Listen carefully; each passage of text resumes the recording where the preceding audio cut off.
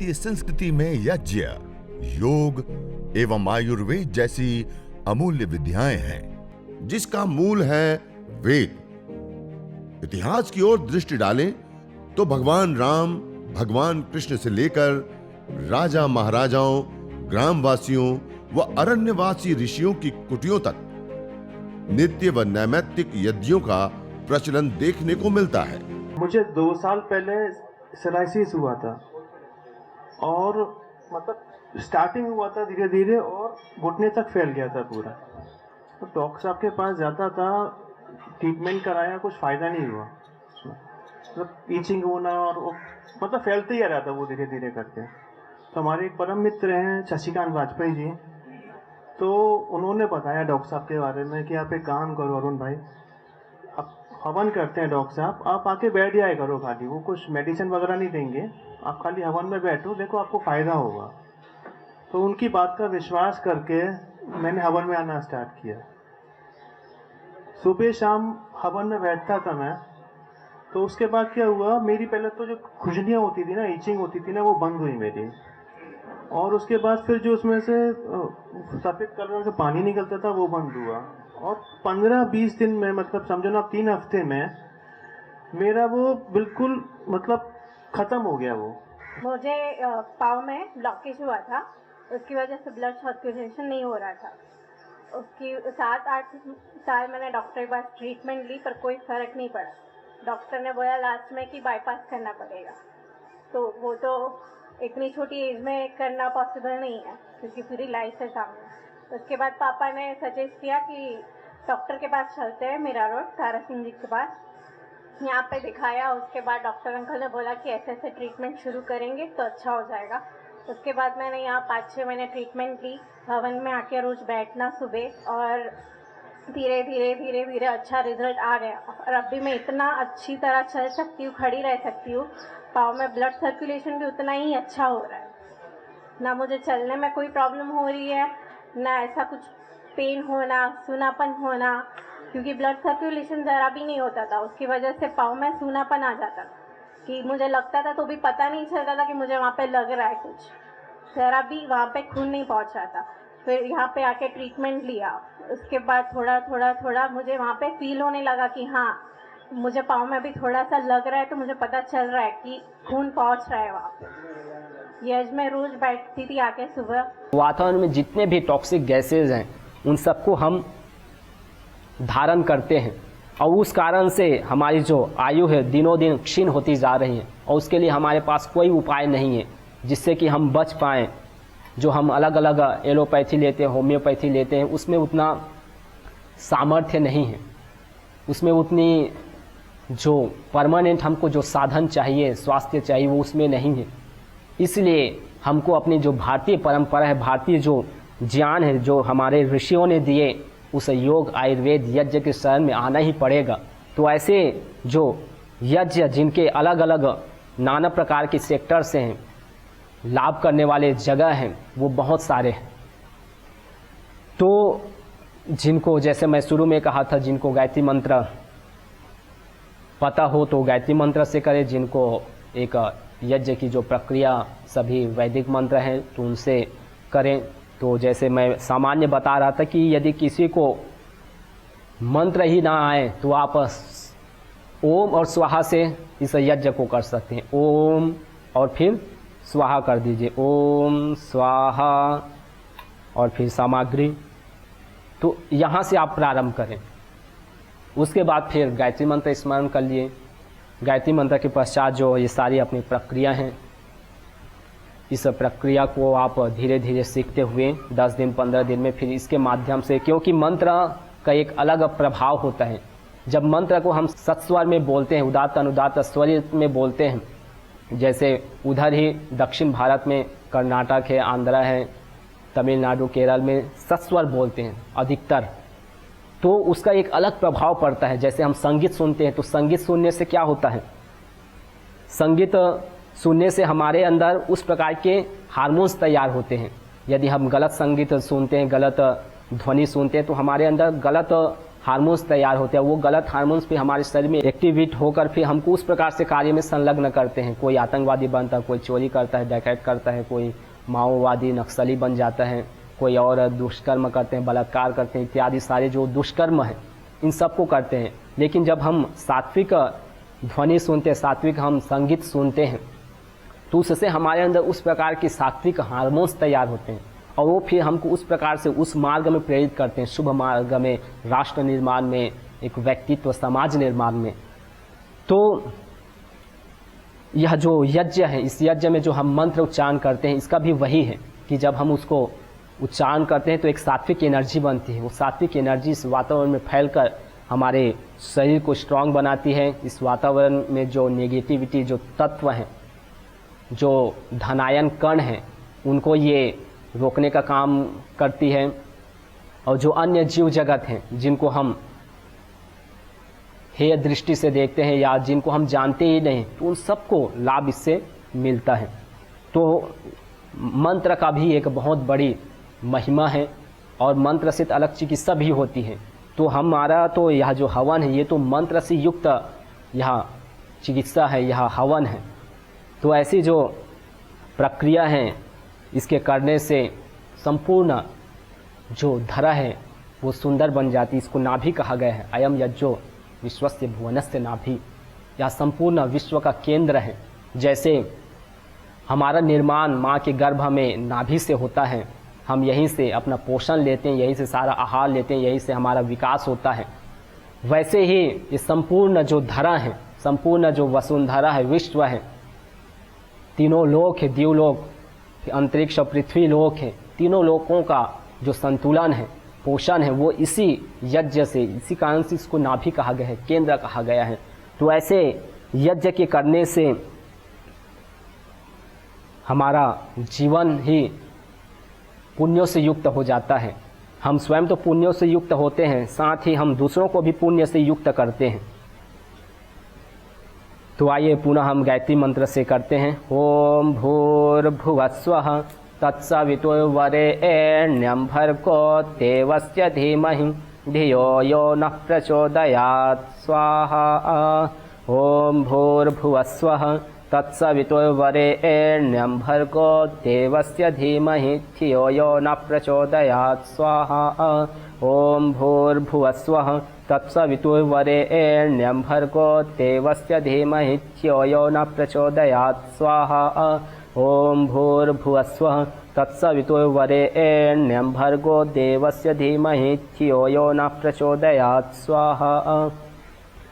तो इस प्रकार से कम महर्षि दयानंद जी, जो एक कई जानते हैं कई नहीं जानते होंगे, एक अपने संन्यास परंपरा के एक उद्भट विद्वान हुए महर्षि दयानंद, जो गुजरात से चलकर संपूर्ण इस धर्म में जो वैदिक ज्ञान है, वैदिक परंपरा को प्रसरित किए, और जिन्होंने सिर्फ योग ही नहीं, सिर्फ अलग अलग परंपरा ही नहीं, बल्कि उस परंपरा के साथ साथ इस यज्ञ की भी महिमा गाई कि यज्ञ यदि हम कराते हैं तो यज्ञ से संपूर्ण वातावरण शुद्ध हो जाता है। संपूर्ण जो अतिवृष्टि अनावृष्टि की जो समस्या आती है उसको भी हम दूर कर सकते हैं। तो ऐसे जो महर्षि दयानंद जी ने हमको ये विधा प्रदान की कि एक क्रम,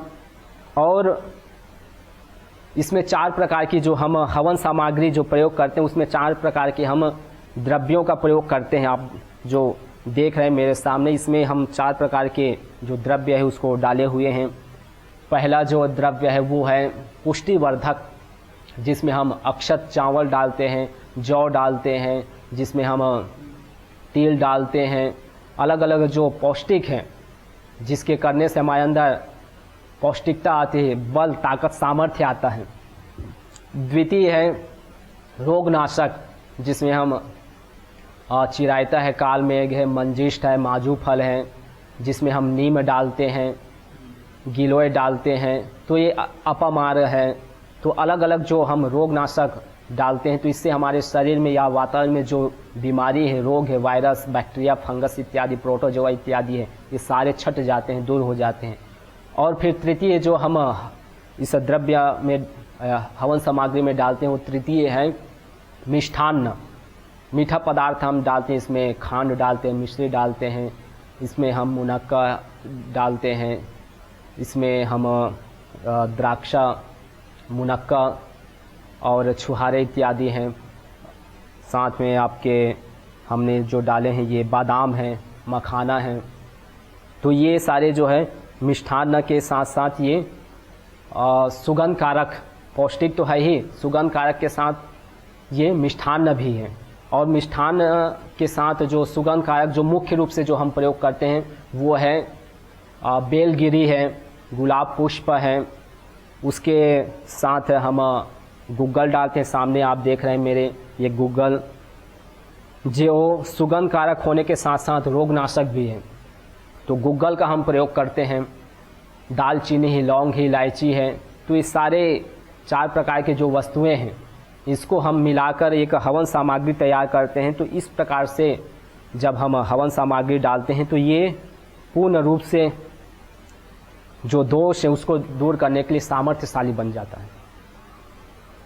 तो गायत्री मंत्र जैसे महर्षि दयानंद जी ने बताया है कि यदि किसी को मंत्र पता ना हो तो गायत्री मंत्र से करें।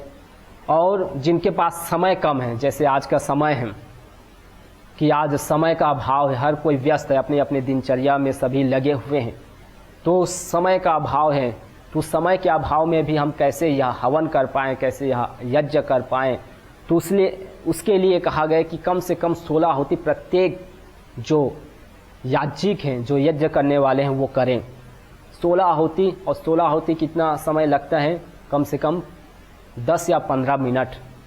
अभी तो मैंने बताया एक आपको सारे इसके जो अलग अलग पहलू, इसके अलग अलग जो प्रक्रिया है, उस कारण से समय हमको आधा घंटा, इसमें आधा घंटा 1 घंटा लग सकता है। लेकिन जब हम इसको सिर्फ हवन की दृष्टि से करते हैं, प्रक्रिया के अनुसार से इसको करते हैं, तो इसमें 15 मिनट कम से कम इसमें लगता है। तो 15 मिनट का अनंत लाभ है। इसको फैक्ट्री कहा गया है, इसको कृषि कहा गया है, पुण्यों की कृषि ही है। इससे सभी प्रकार के लाभ हमको मिलता है। जिनको स्वर्ग चाहिए उसको यज्ञ करना चाहिए, स्वर्ग कामो यज्ञेत, ये हमारी वैदिकी श्रुति है कि यदि जीवन में किसी को स्वर्ग चाहिए, स्वर्ग अर्थात परम आनंद, परम सुख, कि हम परमानेंट सभी परिस्थिति, सभी उलझनों में, सभी समस्याओं में अपनी आपा को हम बनाए रखें, कभी भी उद्विग्न ना हो, कभी भी हम काम, क्रोध, लोभ, मोह, अहंकारों से युक्त ना हो, पूर्ण रूप से हम शांत रहें, पूर्ण रूप से हम धैर्य, धर्म को धारण करें, धृति, क्षमा, दमोस्तयम, सत्यम, शौचम, इंद्रिय निग्रह। तो ये जो 10 लक्षण ही हमारे अंदर बना रहे, तो ऐसा जो यह यज्ञ है, इस यज्ञ से हमको मिलता है। तो ये स्वर्ग है, यह जो यज्ञ करना है। तो इस प्रकार से हम ये प्रतिदिन हवन अग्निहोत्र करते हैं और इससे हमारी आयु फिर बढ़ जाती है। आयु यज्ञेन कल्पताम, प्राणो यज्ञेन कल्पताम, चक्षु यज्ञेन कल्पताम, श्रोत्रम यज्ञेन कल्पताम, मनो यज्ञेन कल्पताम, आत्मा यज्ञेन कल्पताम, ब्रह्म इति। अर्थात हवन से हमारी आयु बढ़ जाती है, हमारा जो प्राण, हमारी जो प्राण शक्ति है वो बढ़ जाती है, हमारी जो श्रोत्रीय इंद्रिय है, हमारी जो ग्रहण इंद्रिय है, हमारी जो ये देखने की इंद्रियां हैं, ये सब बढ़ जाती है। हमारे जो मन है वो अत्यधिक उन्नत हो जाता है, हमारी जो आत्मा है वो बहुत ही पवित्र हो जाता है। तो इस प्रकार से यज्ञ के जो आध्यात्मिक लाभ है, 2 प्रकार के लाभ है। एक तो दृष्ट लाभ है, जो हम सामने देखते हैं, कोई भी कर्म करते हैं तो उसका सामने हमको परिणाम मिलता है, उसका फल मिलता है। और इसमें भी जब हम हवन करते हैं तो आप स्वयं अनुभव कर रहे होंगे कि जब हम हवन किए तो हमारा मन जो है शांत हो गया, हमारे अंदर जो आनंद है वो बढ़ गया, सुख बढ़ गया। और जब हम हवन करते रहते तो एक जो अदृष्ट लाभ है, जो हमारे जीवन की उन्नति है, हमारे जीवन का जो प्रकाश है वो बढ़ जाता है, हमारे अंदर वो सामर्थ्य आ जाता है कि हम राष्ट्र की सेवा कर पाए, हमारे अंदर वो सामर्थ्य आ जाता है जिससे कि हम संपूर्ण विश्व में एक कीर्तिमान रच पाएँ। तो ऐसा यह जो यज्ञ है, इस यज्ञ के दो लाभ हैं। एक दृष्ट लाभ जिससे हम अलग अलग रोगों को दूर करते हैं, अलग अलग जो बीमारी है, चाहे वो 3 प्रकार के संताप कहा गया, एक भौतिक संताप है, एक दैवी संताप है और तृतीय जो है वो है आध्यात्मिक संताप। तो तीनों प्रकार के संतापों से, तीनों प्रकार के दुखों से, कष्टों से हम दूर होते हैं इस यज्ञ के माध्यम से। तो इसीलिए इस यज्ञ को नदी की भांति कहा गया है कि इदम हवि नदी फेनम ही व आवहत। जो हम इसमें आहुति समर्पित करते हैं, सामग्री समर्पित करते हैं, घी की, गूगल की, अलग अलग जो औषधीय द्रव्य हैं, तो उससे जो बीमारी वो छट जाते हैं। जैसे नदी है, नदी में जब जल धारा बहती है तो किनारे में आप देखे होंगे झाग, जो फेन है वो जमा हो जाता है, लेकिन जब धार अत्यधिक तेज़ी से बहती है तो वो साथ में बहा ले जाती है। तो वैसे ही जब हमारे अंदर एनर्जी कम हो जाती है, ऊर्जा कम हो जाती है, तो फिर जो नाना प्रकार के रोग है धीरे धीरे वो जमा होते जाते हैं। लेकिन जब एनर्जी बढ़ जाती है, धारा तीव्र हो जाती है, तो फिर वो धीरे धीरे अपने साथ उन सभी जो रोग है, बीमारी है, उसको बहा ले जाती है, उसको भस्म कर देती है। तो ऐसे जो यज्ञ की महिमा है ये विशाल है, और ये तो आने वाले समय में, भविष्य में इसके प्रति एक ग्लैमर तैयार होगा। जैसे आज योग के प्रति संपूर्ण विश्व में एक ग्लैमर है कि भाई यदि हम योग नहीं करेंगे तो हम बीमार पड़ जाएंगे, अलग अलग रोगों से युक्त हो जाएंगे। वैसे ही आने वाले समय में इस यज्ञ के प्रति भी एक ग्लैमर तैयार होगा, हर कोई इसको अपनाएगा। क्यों? क्योंकि ये सिर्फ एक पूजा पद्धति नहीं, एक कर्मकांड ही नहीं, बल्कि एक वैज्ञानिक प्रक्रिया है। जो हम अग्निहोत्र करते हैं तो उसमें अलग अलग जो गैसेज हैं वो हमारे जो ब्लड सीरोटिन की मात्रा है उसको कम कर देता है। तो ऐसे इसमें अलग अलग सामर्थ्य है। तो हम इसमें जो महत्वपूर्ण है वो है चिकित्सा, जो मनुष्य के लिए आवश्यक है। तो इसके लिए हम अलग अलग आगे हवन सामग्री भी तैयार कर रहे हैं, चाहे वो ब्रेन के लिए है या कैंसर के लिए, स्किन डिसीज़ के लिए, वातावरण को शुद्ध करने के लिए, अपने शरीर में वात बढ़ जाता है, त्रिदोष को सम करने के लिए, तो उसके लिए हम आगे अलग अलग हवन सामग्री निर्माण कर रहे हैं। और सामने आप देख रहे होंगे ये काऊ डंक, जिसको गोमय समिधा कहते हैं। तो यहाँ हम कुछ जड़ी बूटी इसमें मिलाकर हम इसको एक समिधा लकड़ी की भांति पूर्ण रूप से इसको तैयार कर रहे हैं। तो ये आने वाले समय में ये भी आप सभी के पास उपलब्ध हो जाएगी। तो आप देख रहे हैं गूगल जिसके हवन से, जिसको धुनी देने से जो किसी प्रकार के मानसिक संताप है, किसी प्रकार के यदि रोग हैं, श्राप आदि जैसे हमारे चित्त में बने रहते हैं, ग्रह नक्षत्र आदि के दोष है, कहीं और बाहर किसी के शराब दे दिए, कोई गलत हमारे साथ विचार हमारे प्रति रखते हैं, तो उनको दूर करने के लिए ये गूगल का ज़बरदस्त लाभ है। तो जब अग्नि बुझ जाए तो फिर उसमें गूगल को इस प्रकार से स्थापित कर दें, तो ये धीरे धीरे इसमें मन ध्वनि निकलती रहेगी, और उस मन निकलती हुई जो धुनी है उस धुनी में बैठकर फिर हम प्राणायाम करें। प्राणायाम है, योगाभ्यास है।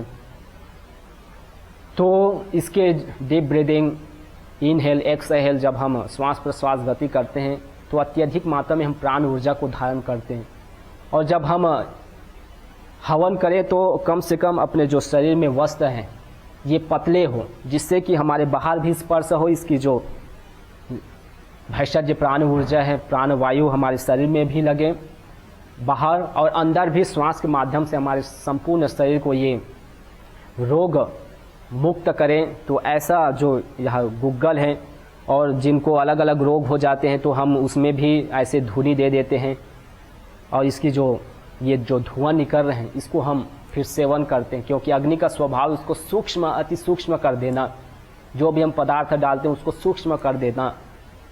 तो जैसे हम इंजेक्ट करते हैं कोई भी दवाई, जैसे हम वटी आदि लेते हैं या कोई भी एलोपैथी मेडिसिन दवाई लेते हैं, तो क्या होता है, उसका पहले पाचन होता है, उसके बाद फिर वो रक्त मज्जा आदि हमारे जो अष्ट धातु हैं उसमें वो सप्त धातु उसमें वो फैल जाते हैं। उसको और जल्दी से हम अपने शरीर में पहुंचाने के लिए क्या करते हैं, इंजेक्टर लगाते हैं, हम सुई देते हैं। तो सुई के माध्यम से हम सीधा ब्लड सर्कुलेशन के माध्यम से अपने जो प्रत्येक सेल्स हैं, अंग प्रत्यंग है, वहाँ तक पहुँचाते हैं। लेकिन उसमें भी थोड़ा समय लगता है, क्योंकि वो द्रव रूप में है, तो उसको हम प्रसारित करते हैं तो उसमें भी समय लगता है।